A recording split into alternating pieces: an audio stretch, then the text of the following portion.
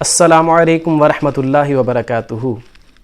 الحمدللہ والصلاۃ والسلام علی رسول اللہ۔ یہ بات کہ یہ بندہ دل کا بڑا صاف ہے اور زبان کا سخت ہے، بس زبان کا سخت ہے، دل کا بڑا صاف گو ہے، سچا ہے، دل بڑا نرم ہے۔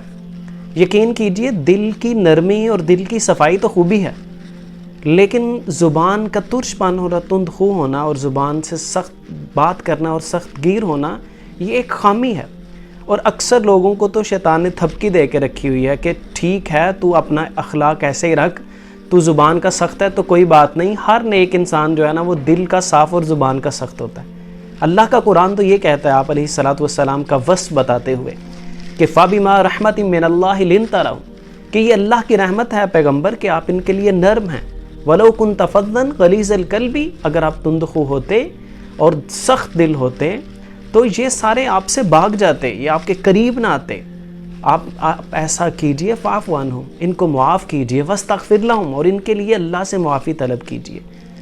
آپ علیہ الصلاۃ والسلام کے اخلاق کے بارے میں صحابہ بتاتے ہیں کہ آپ علیہ الصلاۃ والسلام لَيْسَ بِفَظٍّ وَلَا غَلِيظٍ، کہ آپ علیہ الصلاۃ والسلام جو تھے بد اخلاق نہ تھے اور آپ سخت مزاج نہ تھے، اور آپ علیہ الصلاۃ والسلام ولا صخاب بالاسواق، اور نہ اونچی اونچی آواز سے بازاروں میں باتیں کرنے والے، اونچی اونچی آواز سے بولنے والے تھے۔ ولا يدفع السیئۃ بالسیئۃ، اور نہ آپ برائی کا بدلہ برائی سے دینے والے تھے۔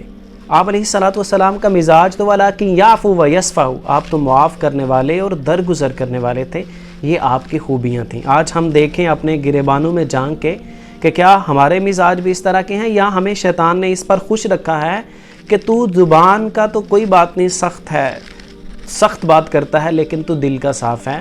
یقین کیجئے یہ ایک تلبیس ابلیس ہے، ایک شیطان کی سازش ہے کہ ہمیں اللہ کے رسول صلی اللہ علیہ وسلم کے اخلاق سے دور رکھے۔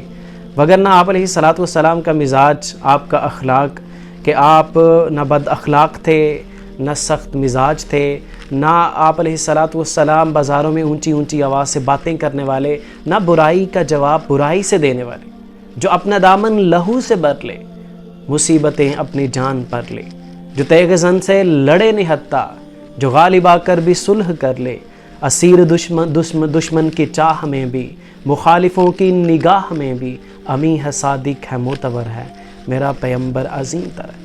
آپ علیہ الصلاۃ والسلام برائی کا جواب برائی کے ساتھ نہیں دیتے تھے، وَلَكِنْ يَعْفُو وَيَصْفَحُ، آپ تو درگزر کرنے والے تھے، آپ تو معاف کرنے والے تھے۔